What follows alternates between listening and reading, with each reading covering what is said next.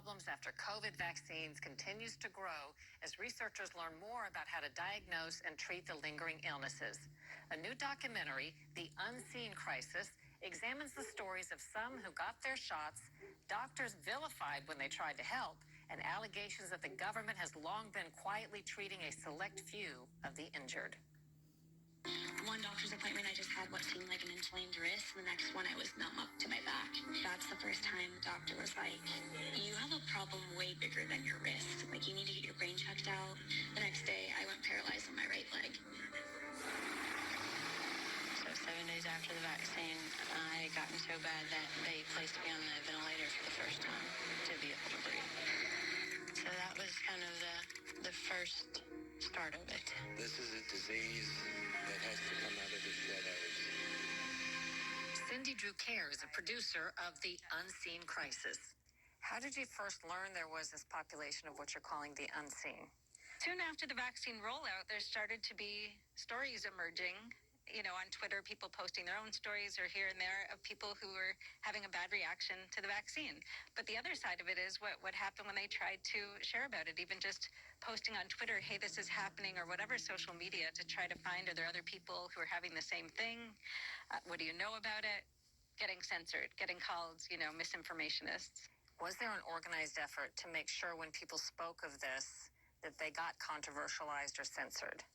It was so consistent that to them, it could only have been, sort of an organized effort. Why would all the social media platforms silence our stories? Why would Facebook, when we have a support group and they're just talking about their own personal stories and trying to get best practices, share advice, learn more about it, tens of thousands of people get shut down by Facebook? Why? You said the FDA and maybe others are well aware of these adverse events that maybe are not officially recognized. How do we know this? So in the film, one of the people I speak with is Brianne Dressen, and she was in the AstraZeneca trials. Her condition was so bad, she was sure she was dying. Nobody in an emergency room, nobody could help her, nobody could diagnose it. Finally, she got lucky. The National Institutes of Health, or NIH, flew her out to join a small-scale study with 22 other vaccine-injured, and it changed everything. They flew us out. We were there in person. We were in the state-of-the-art facilities. They know at a very intimate level what's going on with this. They know about microclotting. They know about the nervous system breakdown. They know about small fiber neuropathy. They know about the cognitive issues.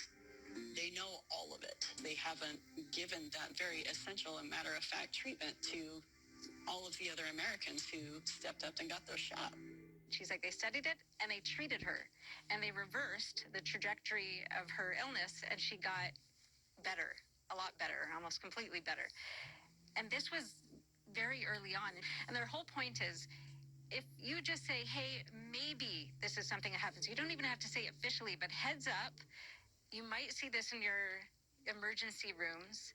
Here's the test to do, here's how you may treat it, then people could get help. But because none of that was officially coming down, the doctors in emergency rooms didn't know about it unless they had, put pieces together themselves.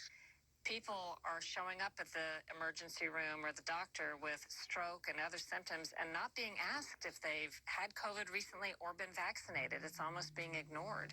It is being ignored. I mean, that's part of the unseenness, because doctors also see what happens to people, other doctors that talk about it and make the connections, because the doctors in the film and other doctors have had their licenses threatened or taken away. They've lost jobs. They're, ostracized from the medical community just by talking about it, saying it exists. And what do you think is the bigger message here based on the things that you learned in making the film?